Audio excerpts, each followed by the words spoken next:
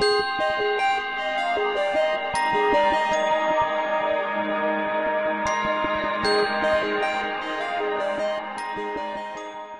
want to thank you so much for making time to talk with us today. This is a very complex, important moment in Hong Kong's people's struggle for democracy. Can we start with you just laying out some of the legal foundations of this current problem of universal suffrage in Hong Kong? Well, I think for 30 years we have been working within the framework of one country, two systems. China promised us universal suffrage in the basic law, which is our mini constitution, but it was postponed twice, and each time for 5 years. Finally, we were told that we could have the election of the chief executive in 2017 by universal suffrage. But then Beijing decided on the 31st of August this year that although Hong Kong people would be given one person, one vote in that election, Beijing effectively would be able to select 2 or 3 candidates for the people of Hong Kong, and no more than that, and they picked them for us. And of course that is not on, because even according to our own basic law, Article 26 guarantees the right of Hong Kong people to vote and stand for election. So you cannot give us one side of the coin without the other. And clearly that cannot be universal suffrage.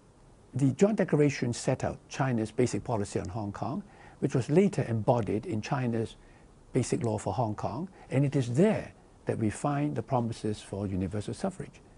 And when the Joint Declaration was first announced on the 26th of September 1984, the international community applauded. Now, actually it was none of their business. It was only a treaty between Britain and China. So why should the American government come out in support?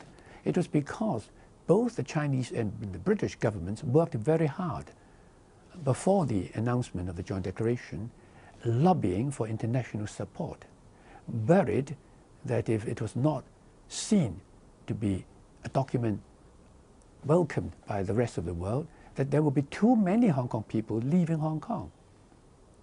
And so they actually lobbied for international support of their policy, one country, two systems on Hong Kong. They got the international support. The immigration immediately stopped as a result of that international support. So they cannot now say, come on, it's our internal affairs. I think every foreign government which supported and still supports the Joint Declaration, that is the one country, two systems policy, has a right to speak up for Hong Kong when things are going terribly wrong. They have the moral obligation to defend Hong Kong people's right to universal suffrage. We are not asking for anything other than what was already promised. What do you think are the core values of Hong Kong, and how is that different or related to mainland cultures? The important things, the important differences are, first, we have the rule of law, so everybody is equal before the law. But in China, if you're a party member, particularly when you're important, you are above the law. And then the next one is judges are independent. Judges are not under the dictates of the party. But unfortunately, recently, when they issued the white paper, they now say that Hong Kong judges are administrators and they must be patriotic. And when they try cases, they must take into account sovereignty of China, and as well as China's commercial interests, economic interests. And so turning judges into government ministers, something like that. And that is totally wrong. Is there a moment in the last couple of months that you think is particularly powerful for you that you would like to share? I always take the view that if Hong Kong is to have a future, there must be democracy. Because how can Hong Kong people be ruling Hong Kong with a high degree of autonomy when the people have no vote to decide on who the leader is going to be, the chief executive, and who their representatives are going to be in the legislative council. Without the vote, and I mean genuine universal suffrage, then the leader, the chief executive, they would never find it necessary to be on the side of the people. And our chief executive forever will be a Beijing's man or woman. But then the students came up, and they gave Hong Kong people hope again. And they say, no, this is not right, and we won't accept it. Now for years, the Beijing government wants to brainwash our kids.